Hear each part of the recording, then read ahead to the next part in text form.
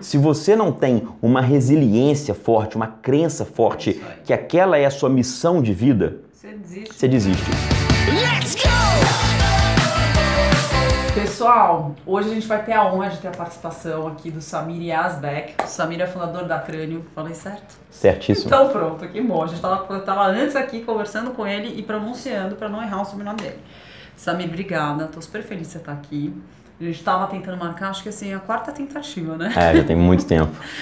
Tá importante, hein? O Samir aqui vai primeiro e vai falar, quero que você conte pro pessoal o que é o Crânio, pra quem não conhece ainda. O Crânio é uma empresa que visa tornar o aprendizado algo divertido para as pessoas. Então, foi criado por mim a ideia mesmo, o conceito inicial em 2006, né? Porque eu sempre fui uma criança que não gostava de estudar, mas amava aprender. Então, assim, meio que com o mote que estudar é chato, mas aprender pode ser divertido, eu falei, vou criar algo que pudesse fazer isso para os meus filhos, para a sociedade como um todo, criar uma forma de tornar o aprendizado algo divertido para as pessoas. E Samir, você sempre teve essa veia empreendedora? Como é que surgiu isso? Eu costumo brincar assim que é muito fácil você olhar para trás e procurar assim motivos para dizer que você sempre foi empreendedor, sabe? Mas eu acredito que sim, porque com aproximadamente aí uns 7, 8 anos de idade, uma das coisas que eu mais gostava de fazer era... Morava na cidade próxima a Juiz de Fora, em Minas Gerais, chamado Bicas. E uma das coisas que eu mais gostava era de sair na rua vender picolé. Então, assim, eu enchia o isopor de picolé e saía gritando pela rua. Picolé, achava isso a maior coisa mais legal do mundo. Era por prazer mesmo do que eu fazia, né? Nunca fui rico e tudo, mas sempre tive uma situação socioeconômica tranquila com os meus pais e tudo. Mas eu sempre gostei disso, sempre gostei muito de vender, sabe? Muito de fazer isso. E de criar as coisas também com as próprias mãos, né? Nessa mesma época, uma das coisas que eu achei assim mais legal, que foi até a minha mãe me lembrando agora, que eu tô escrevendo algumas coisas, a mãe falou assim, conta a história da boate. Aí eu peguei e lembrei dessa história, que quando eu tinha ali por volta de uns 11 anos de idade, eu construí uma boate na garagem da casa dos meus pais, usando latas de óleo soia, né, que hoje em dia não existe mais isso, é tudo garrafa PET, né? Com quantos anos? 11 anos. Gente, não, esse realmente... E eu gostava disso. O que eu mais gostava naquela época não era de empreender, sabe? Por isso que eu falo assim, o que eu queria naquela época era construir a boate. Era coisa de você fazer construção com as mãos, sabe? Então, assim, eu abria a lata, eu furava, passava o bocal, passava os fios. Aí, para poder fazer aquele canhão de luz ficar colorido, eu colocava papel celofane na papelaria, comprava. O meu pai deixava meu nome na loja de material de construção, na papelaria, então eu podia comprar o que eu quisesse. Então, era muito isso. Essas eram as minhas brincadeiras. E aí depois eu colocava uma lona na frente, cobrava a entrada dos meus amigos da rua, da minha boate. E assim, a parte engraçada é que eu não sabia fazer lâmpada piscar, né? Aí eu falava que eu colocava o som tocando, o som direto, e uma tábua com vários interruptores. Aí eu ficava acendendo e apagando as luzes, sabe? Que demais!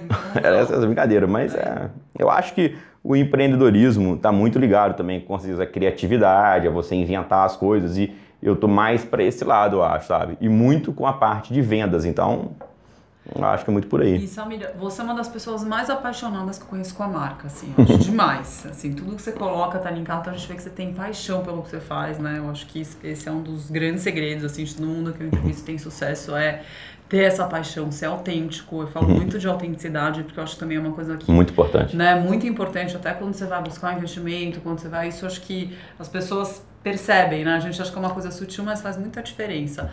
E como é que é isso, assim, essa paixão que você tem pelo Crânio? Eu acho incrível. Primeiro ponto, até o que eu estava comentando contigo em outro momento aqui, que eu acho que tem que ser uma coisa natural, né? Algumas pessoas, né?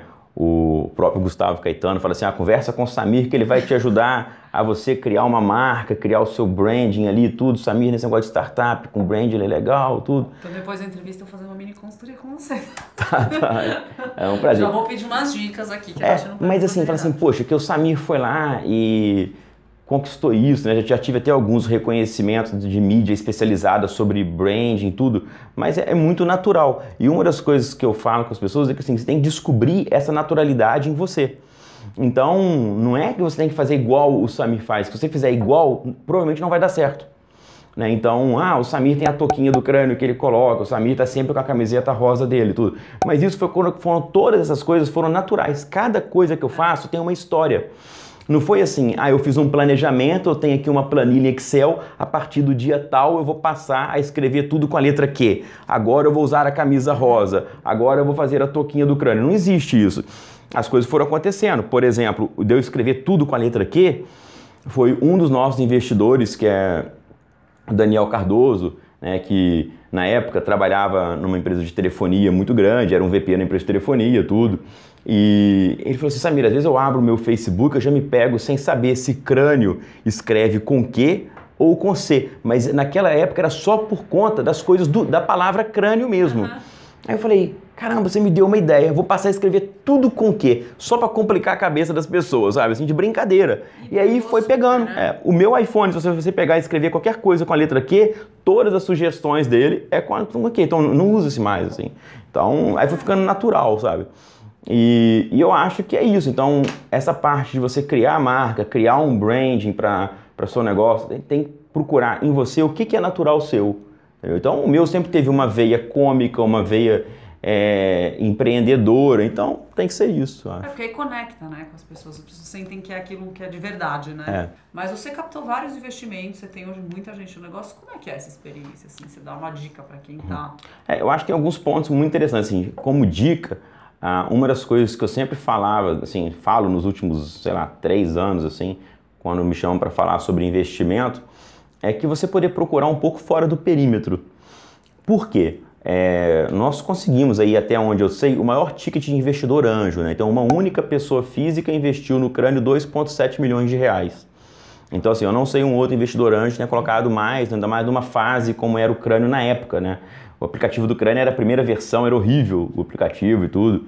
E o investidor muito, como você estava dizendo, ele acreditou assim, muito, acho que no Samir ali, ele viu e ficou me escutando. E mesmo assim foi um namoro, demora esse tempo, entendeu? Então eu acho que essa parte do investimento, quando eu falo fora do perímetro, porque existe ali um perímetro mesmo com todos os investidores anjos conhecidos, todas as pessoas conhecidas. E ali o que você vai conseguir é muito normal, é mais do mesmo.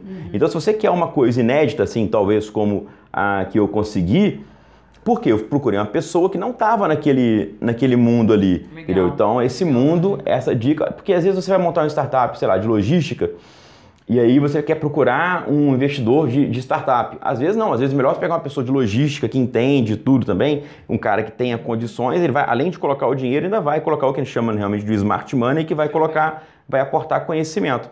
Então, assim, eu acho isso muito legal, né? Um outro ponto que eu acho muito importante é que às vezes a pessoa monta uma startup e fala, vou procurar um vendedor para me ajudar, a pessoa comercial. Esse é um outro ponto, assim, que é um dogma meu particular, porque muito da minha essência também, eu acho que todo mundo tem que ser vendedor. Concordo 100%. Na minha empresa, no crânio, se você for conversar, é um atributo de todos. O programador tem que ser vendedor, todo mundo tem que ser vendedor. E então, esse fato de você cruzar essas características com o fato de você estar querendo ali vender, né? Porque não adianta de nada você procurar um cara fora do perímetro e você não tem habilidade para argumentar tudo. Mas se você montou uma ideia, tem uma coisa interessante e vai procurar um investidor, você tem que saber vender. É isso aí, porque então, você está com a pessoa certa, mas se você não souber vender o que você tem, o teu produto ou serviço, você também não... A brincadeira que eu estava te falando antes, até do livro que eu estou escrevendo, muito sobre isso mesmo, porque eu já vi várias startups morrerem com produtos maravilhosos na mão, tá? Eu ainda brincava, né? Falei assim, se eu tivesse nessa startup, se eu fosse o vendedor dela, né? Eu falava, nossa, o que eu vendi do crânio em termos de produto, ele era muito pior do que era aquele produto naquela fase. Então, eu costumo dizer assim, se você tem um produto bom, você pode morrer. Mas se você tem um vendedor bom, você não vai morrer. Então, porque o vendedor, ele vende, né? E a empresa, ela é a brincadeira até do livro, né? Que eu estava te falando que eu vou te contar o título do livro. A brincadeira do livro é o seguinte, que é como se uma empresa fosse como um aparelho digestivo, ele é um fluxo, né? E quem alimenta a boca é o vendedor. Então, se você não come, você não caga. E o título do livro é isso, quem não come não caga. Nossa Senhora! Quais desafios, assim, tem algum que você possa compartilhar que você passou? Eu acho que tem vários. São muitos, né? Eu brincava no início, né? Com a esposa de um dos investidores, a gente estava fazendo um voo junto, aí tá falando que eu vou fazer uma lista de tudo que deu errado, sabe? Assim, porque é muita coisa que dá errado. Inclusive, vai dar muito mais coisa errada do que certo. E tem um padrinho meu de casamento que trabalhou 10 anos na Endeavor recrutando empreendedor, ele fala, mas você precisa só de uma coisa que dê certo, aquela coisa vai explodir. Mas assim, eu sempre fiz muita coisa no Crânio. Quando a gente estava, por exemplo, a gente recebeu o primeiro investimento da Telefônica, da Wire, tudo, eu brincava que eu fazia 10 coisas por dia que podia mudar a vida do Crânio. Essa era a minha meta. Então todo dia eu fazia 10 coisas que podia mudar. Só que eu já sabia que 9 iam dar errado. Mas uma dava certo. Enquanto os outros empreendedores estavam ali na Wire, fazendo uma analogia assim bem fria, eles faziam 2 coisas no mês que podiam mudar a vida. Então assim, no final das contas eu tinha, sei lá, 20 coisas no mês que deram certo, né? O pessoal falava que é 440 volts, eu nunca achei assim. Eu acho que eu faço as coisas... Não, eu não acho que eu sou alta voltagem, assim. Essa questão, assim, de energia, tudo, eu acho que eu procuro algumas palavras, assim, sabe? Alguns adjetivos. Um deles que eu gosto é efetividade. Então, assim, você pode até fazer pouco, mas você faz aquele pouco, faz acontecer e faz dar certo. Papapum. Então, assim, agora, por exemplo, enquanto empreendedor, vendendo, eu falo assim, muito legal, tem muita garganta de empreendedor por aí, entendeu? Eu falo assim, e dinheiro no bolso, entendeu? Então é isso que, no final das contas, o que conta é isso, sabe? Então, acho que tem que ter isso. Pode ter e deve o glamour, eu falei, não, sem hipocrisia. Se você sair na capa da revista X semanal, você vai falar que você não vai gostar, que você vai gostar. Sem hipocrisia.